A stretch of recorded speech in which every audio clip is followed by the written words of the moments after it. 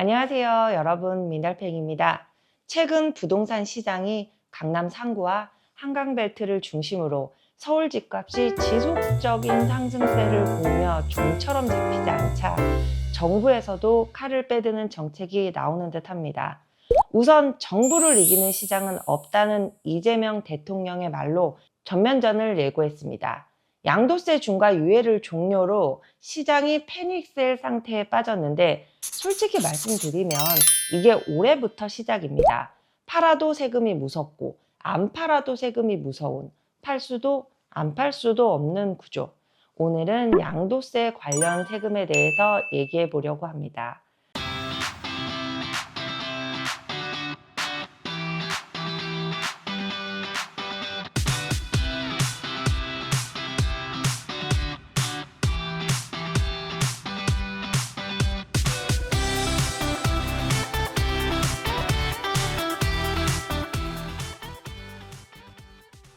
다주택자 양도세 중과, 이제는 세율이 아니라 선택지를 닫는 문제입니다. 다주택자 양도소득세 중과, 더 이상 유예 없이 이제 곧 본격적으로 세금이 부과되는 시기가 옵니다. 자, 이제 양도세라는 게 단순히 세율이 높다, 세금이 세다, 이 정도에서 끝나는 문제가 아니죠. 양도세 중과는 우리의 선택지 자체를 제한하는 세금입니다. 팔고 싶어도 못 팔게 만들고, 팔려고 하면 엄두가 안 나게 만들고, 결국 매각이라는 버튼 자체를 닫아버릴 수 있는 굉장히 민감한 세금이죠. 그래서 이 이슈는 단순한 세금 문제가 아니라 자산 전략의 문제로 봐야 합니다. 경제성장 전략에서 사라진 유예라는 단어는 매년 1월에 나오는 정부의 경제성장 전략을 보면 22년도에 양도세 중과가 처음 등장한 이후로 계속해서 1년씩 유예를 해왔습니다. 시장 상황을 고려해 유예한다. 주택 공급과 거래 활성화를 위해 유예한다. 이 문구가 거의 관행처럼 들어가 있었죠. 그런데 이번 2026년도 경제성장 전략에는 이 문구가 없습니다. 부동산 세제와 관련해서는 TF를 구성해 연구하고 있으며 후차적으로 발표하겠다, 이 정도 뉘앙스로 마무리가 됐습니다.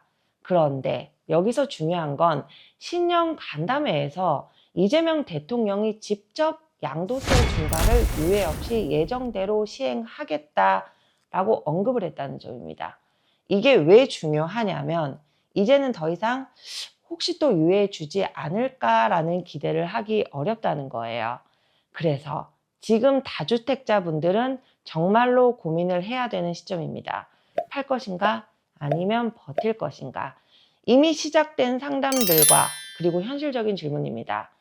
실제로 요즘 상담을 하다 보면 이미 이런 질문들이 나오고 있습니다. 저 주택수가 많아서 그런데 이거 빨리 급매로라도 내놔야 하나요? 그런데 여기서 이론과 현실이 또 한 번 부딪힙니다. 급매로 내놓는다고 해서 바로 팔릴 수가 있느냐? 지금 상황에서는 매수자도 자금이 있어야 되는데 대출 규제가 워낙 강합니다. 서울 아파트 평균 가격 15억 원을 기준으로 4억에서 6억 대출이 가능한데요. 최소 9억에서 11억을 들고 있어야 거래할 수 있고, 대출 심사 기준과 조건들도 까다로워져서 그마저도 쉽지가 않습니다. 5월 9일까지 잔금까지 치러야 중과를 피할 수 있기 때문에 매매를 꼭 진행해야 되지만 모든 조건이 어려운 건 사실입니다. 양도소득세는 잔금일과 소유권 이전 등기일 중 빠른 날을 기준으로 판단을 합니다. 그렇다고 잔금을 치르기도 전에 소유권을 먼저 넘기는 결정은 실무적으로 거의 하지 않습니다. 양도세 중과의 진짜 페널티는 두 가지입니다. 양도세 중과가 무서운 이유는 단순히 세율이 높아서가 아닙니다. 두 가지 페널티가 동시에 들어옵니다. 첫 번째, 장기 보유 특별공제 전면 배제와 두 번째, 가산세율 적용입니다. 이 두 가지가 동시에 작동하면서 체감 세금이 폭발적으로 늘어납니다. 숫자로 보겠습니다. 15억 아파트 사례인데요. 제가 예시를 하나 들어볼게요. 요즘 서울 아파트 평균 가격이 국민평형 기준으로 이미 15억 원을 넘었다는 뉴스가 많죠. 그래서 양도가액을 15억으로 설정해 보겠습니다. 취득가액은 7억으로 잡겠습니다.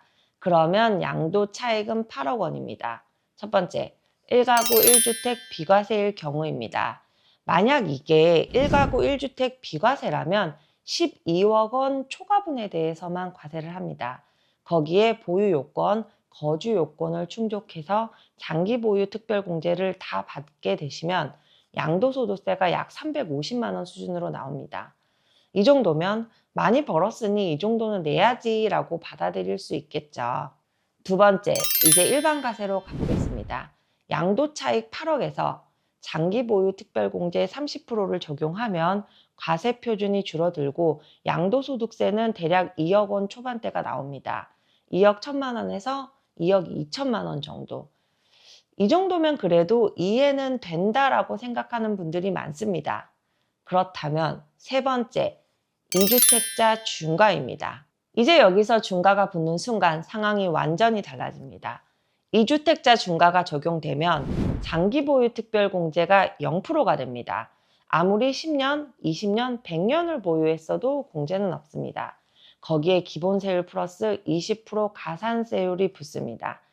그러면 양도소득세가 약 5억 4백만 원 수준으로 튀어오릅니다. 과표가 달라지고 세율이 달라지면서 체감이 완전히 달라집니다. 세 번째, 3주택자 중과, 최악의 구간입니다. 3주택자 중과는 더 극단적입니다. 장기 보유 특별공제 0%, 기본세율 플러스 30% 가산세 적용, 지방소득세도 포함되죠. 그럼 최대 82.5%입니다. 양도차익 8억 원에 세금이 5억 9,200만 원, 거의 6억이 나옵니다. 그러면 이런 말이 나올 수밖에 없습니다. 야, 이러면 못 팔지. 차라리 버티겠다.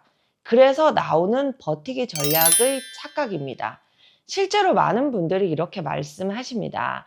일반 세율이랑 3주택자 중과를 비교해도 세금 차이가 4억인데 매년 1억씩 보유세 내도 4년은 버티잖아요.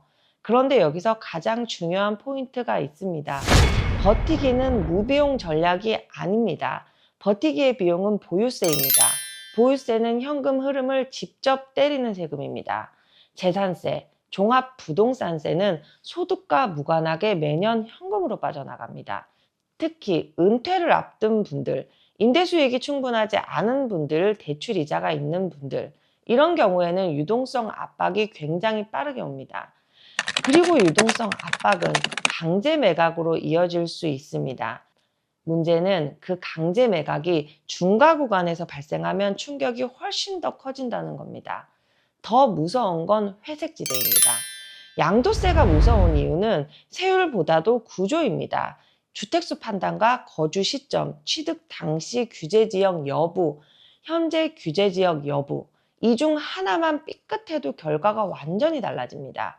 실제로 주택이 세 채가 있어도 비과세가 가능한 사례들도 있습니다. 그런데 그 판단을 잘못하면 일반 과세가 아니라 3주택자 중과로 직행해버립니다. 세금이 수배, 수십 배가 됩니다. 그래서 예전에는 양포세무사라는 말도 있었죠. 양도소득세를 아예 포기한 세무사, 할 수 없는 게 아니라 세금 리스크가 너무 크기 때문입니다. 그래서 계약 전에 반드시 해야 할 것은 저는 항상 이렇게 말씀드립니다. 계약서 쓰기 전에 최소 세무사 두세 군데에서는 상담을 해보시고 그래도 찝찝하시면 비과세로 바로 신고하지 마시고 과세로 먼저 신고 후 경정 청구로 환급 받으시라고 합니다. 왜냐하면 예규도 바뀌고 판례도 바뀌고 조정 대상 지역도 수시로 바뀌기 때문입니다. 조정 대상 지역은 언제든 바뀝니다. 조정 대상 지역은 고정값이 아닙니다. 위원회 열어서 하루 만에 지정되기도 합니다. 동탄, 남양주, 군포, 안양. 지금은 아니어도 내일은 조정 지역이 될 수 있습니다. 그러면 나는 예외일 거야 라는 전제 자체가 무너집니다.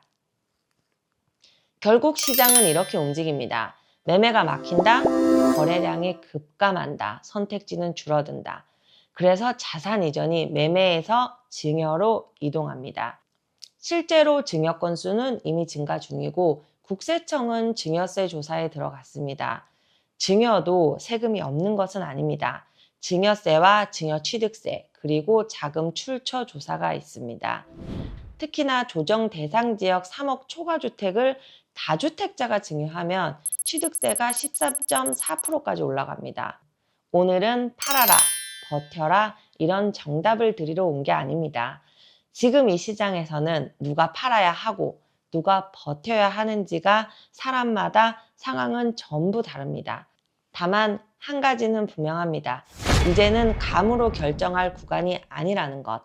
양도세 중과가 무서운 이유는 세금이 높아서가 아니라 선택지를 닫아버리기 때문입니다. 팔고 싶어도 못 파는 구조, 버티고 싶어도 비용이 드는 구조, 그리고 한 번 판단을 잘못하면 되돌릴 수 없는 구조. 그래서 지금은 뉴스를 보는 시간보다 내 숫자를 보는 시간이 훨씬 중요합니다. 중과가 적용됐을 때 내가 실제로 내야 할 세금이 얼마인지, 3년을 버틴다면 보유세로 현금이 얼마나 빠져나가는지, 매매가 막혔을 때 증여로 가면 어떤 비용과 리스크를 떠안게 되는지, 이걸 다 숫자로 놓고 보면 정답은 없지만 내가 갈 수 있는 길은 보입니다.